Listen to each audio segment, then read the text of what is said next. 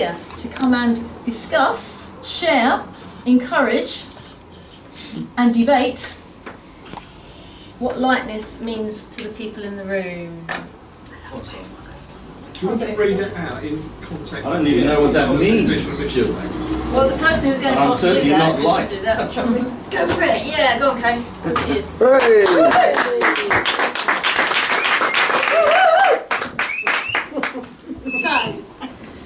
So for visitors, you've got this little booklet, and for collaborators, we've all got it in our journal. A number of different vision statements that we've got, and we've got core values that were agreed on when the collaboration kicked off. So we're kind of halfway down there, and each month in each group we talk about one of these core values and what it means for you, and then discuss it. So, lightness. It's just a ride, don't forget to smell the roses. What does that mean for you?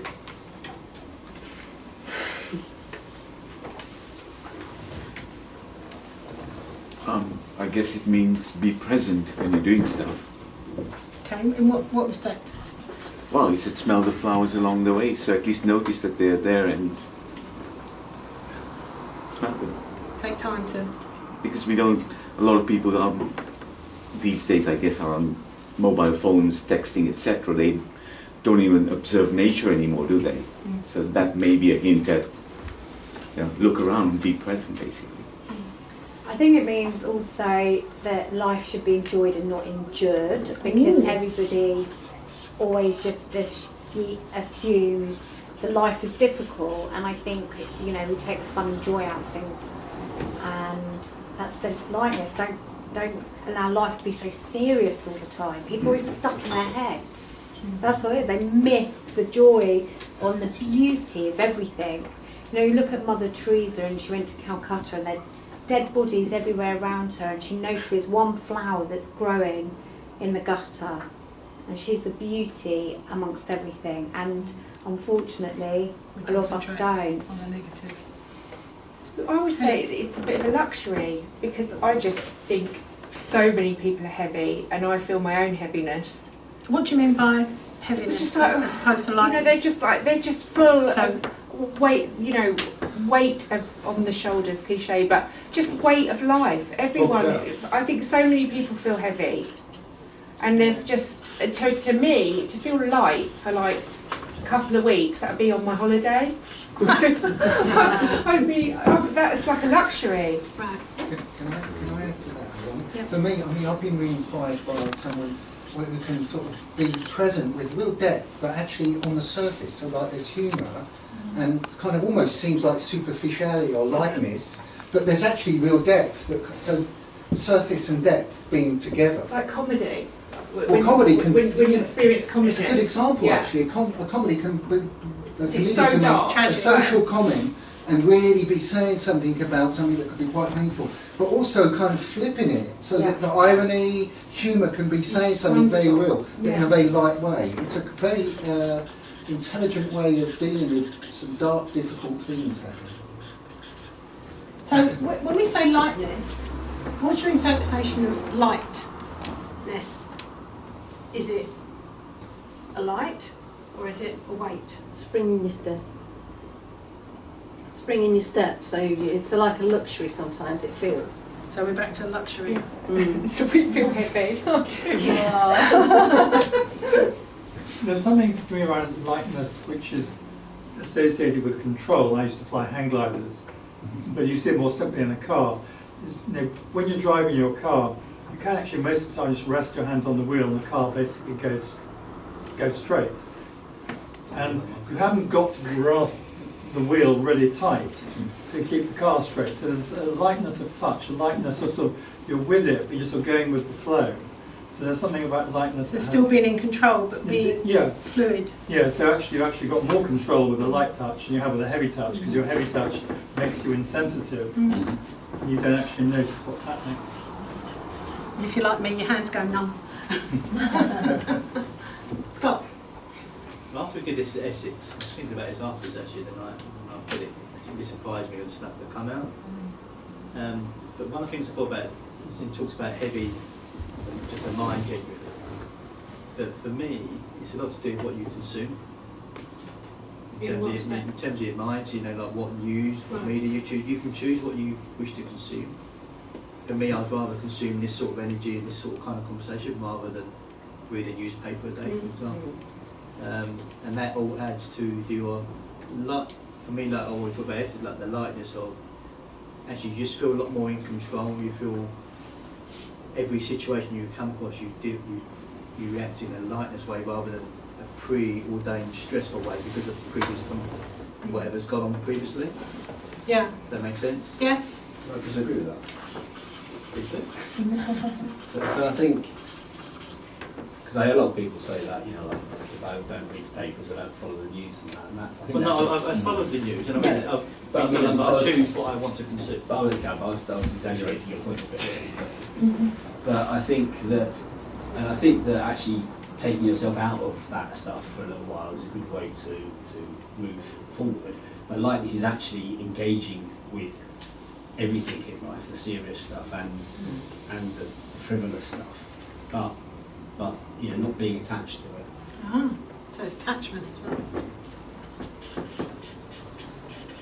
So you can so you do the example with Mother Teresa. You know, she's like surrounded by deprivation, but is able to have a certain detachment, I guess, in a way.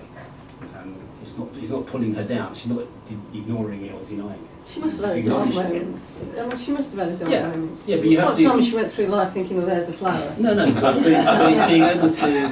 It's a bit like with with meditation, where you don't let your thoughts take over. You observe them, you acknowledge them, but you don't let them take over. That's having lightness in life is acknowledging and recognising what's going on, but not letting it. So is it like the yin and yang? Is it the lightness and now being able to see the lightness, you will then appreciate the darkness? No, it's not empathy, it's empathy. You don't jump in the fishbowl, you just observe it. You can't be at service if you jump there instantly. Could this be positivity? Yeah, that's As in a similar way that with heaviness would be related to negativity, for example. I think there's, can I say, because I think there's something about, I like that, there's a phrase in the Chinese, it's Wu Wei, which has been translated as like non-action. So I'm a mindfulness teacher, I'm a psychotherapist, and the feedback I get is, you know, they go, "Damn, you know when you said that," and I'm like, the fuck, did I say that? And it's like, you know, it's because I'm not even coming from a place of knowing or even trying. Something's happening, it's on the edge of my awareness, and I'm at my best, maybe I don't know, I want to say channeling, I don't even think like that, but something's happening, maybe I'm inspired in some way, and so that I'm not trying to do something, and there's a lightness of it, but actually it's really apropos, it's really, it's contextual, it's, yeah. A bit back to be collaboration, about the context. Yeah. Communication and relationships. The thing that jumped in my mind straight away was a problem shared is a problem halved. Doubled. But if you believe it can be halved by sharing it and by dealing with it with somebody else, then that's the essence of collaborations. That's it, the essence of community, relationships, communicating with people. You can create a lightness out of your own negativity by sharing it with other people, because they give you the context to think that it's actually not as big as it is. I think there's an interesting concept around that, though. If your communication about a problem is a negative communication, like moaning and droning and so on, but if you're collaborating, then you're looking for solutions and depth and different aspects to it, and different, you know, there's a term called an ask hole that asks but never takes the advice type thing. You know, so I think that conversation, that communication, when you're in a big collaboration space, is different to people just going, "Oh, I'm really miserable." You know, it's a difference. You're seeking a light. You're seeking a solution. You're looking for the light. Yes, you're looking for the light. When you wrote up attachment, I'd rather you had non-attachment than attachment. Yeah, or detachment, whichever.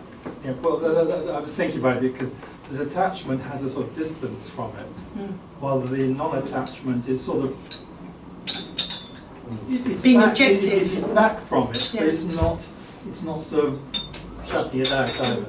It's actually, non-attachment is different to detachment. Yeah. Because detachment and attachment are in the same space, where non-attachment is a from The separate. Objectivity. But when you said it, the detachment, because it's like I can read that stuff, but not let it upset. Sorry, Scott.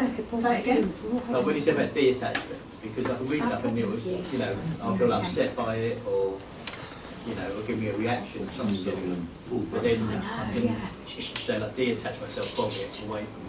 Yeah, but the way you want to get to is being non-attached. Yeah. So once you move from that. Yeah. I think that's what I was trying to say. So by not looking at stuff, that's you detaching yourself. But then actually, lightness is about having non-attachment. Objectivity, in other words. So you're sort of looking at it. Yeah. You're not part of the problem. You're observing the problem to be able to come up with a solution, or be whatever it is. Not necessarily a problem.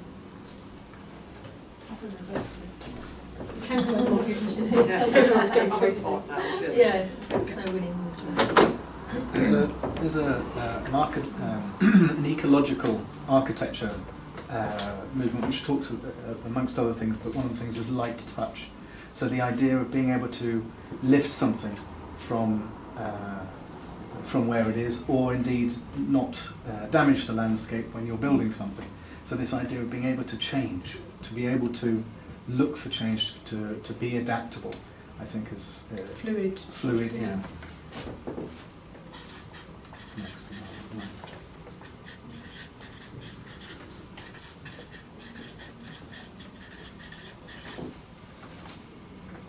So it's about having, some of the ecological stuff is about living a life that has a neutral impact on the environment, isn't it? But it doesn't mean to say you're not doing anything, change doesn't happen, but you're not touching, you're not disrupting other things. Disrupting. Or balancing it back up with whatever you're doing. You're balancing it by making a difference in the other one.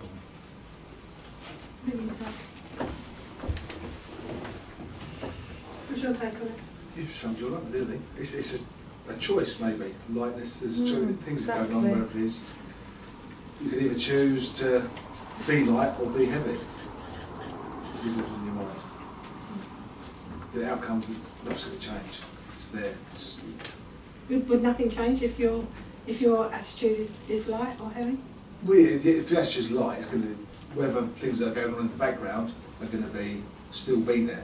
Right. If not, you're going to resolve them easier. Right. But people walk around stressed, got to do this, got to do that. Just make a choice to be happy. Be now present. Yeah.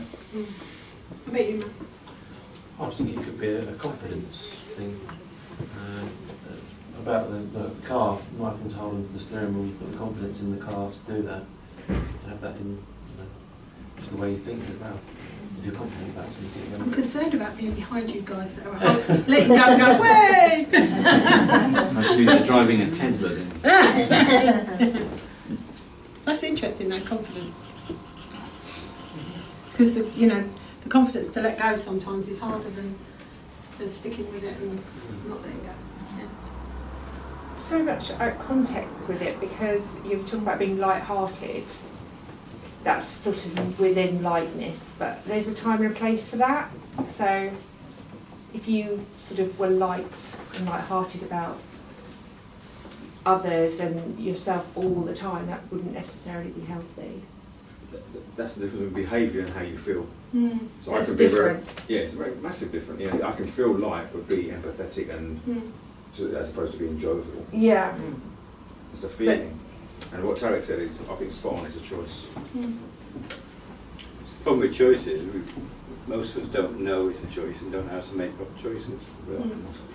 Oh, okay. Do you think that if it's that whole be, be, do, have, if your being is lightness, then you're going to do it in a different way?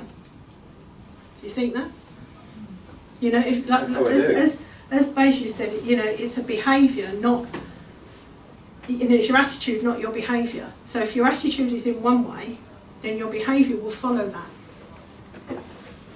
Yeah? Do you Yeah, think? but it's getting to being, which is the problem for a lot of people, I think. Speaking of experience. It's getting there, not knowing how to get there. How to get there, yeah, but that's why we're all here, isn't it? Once you're there, you can then see how that is the foundation for going, doing and having. But do you need to know all the answers? No. To be? No, you don't. You need to make changes. You need to know it is a choice. Yeah. Yes, exactly. I don't think it is a choice for people who are depressed though, and that's like really real. That's part of what I'm saying, Helen. We don't know it's a choice. We don't have to get to that stage where it's a choice. And there's all this weighing us down, things that are up there. Yeah, I mean, it's a real thing to strive for. It's like I think it's quite a talent. I mean, Mother Teresa is probably like the lightest person dealing with all that horror, but it's almost a goal that something to strive for. So what is? To be light. I think you'd have to really work on it. Yeah, well, it all comes down to self-awareness. Yeah. People are only aware of themselves by 20%. If you're having on average 60,000 thoughts a day, and you're only aware of 20% of those, the majority of those are negative, what do you think one's doing to themselves? Yeah, exactly. And the only way you change that is having a level of self-awareness of your thought process. And that would be like meditation and just going into an alignment. Yeah. It's being grounded, it's being present, it's being connected to your inner self, your higher self, whichever way you want to look at it, in order to have that lightness in life. You can have lightness in life every minute of the day, in my opinion, because it's looking at things from the right viewpoint. One person can tell a joke, one person cries, the other person laughs.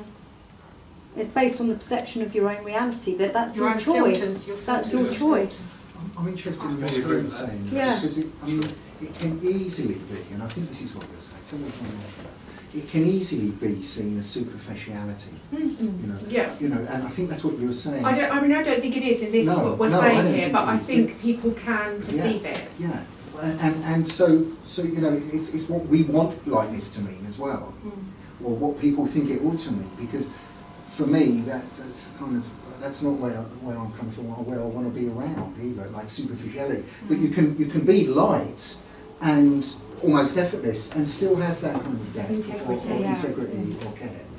Well, we can see that this always happens in every group. We start. Well, we're at time now, Paul. So okay, I'm just going to say it anyway. It's why we've got fun rather than lightness. We've got fun as well, which is a different quality. And I've really been appreciating the way we've been looking at the light side, because that's part of what you're talking about. It isn't just fun. It is. It's different from fun. Yeah, it's much more. So sorry to be rude. No, that's okay. But the point is that this is what kind of happens for the visitors as well. Is you start off with a word and everybody sits there and says nothing, and then all of a sudden you can't shut everybody up. Yeah. And it's like, because you start to think about these things and you realise there's so much more to the word than actually you first thought, and that's why we explore them. So thank you for your time. Thank you.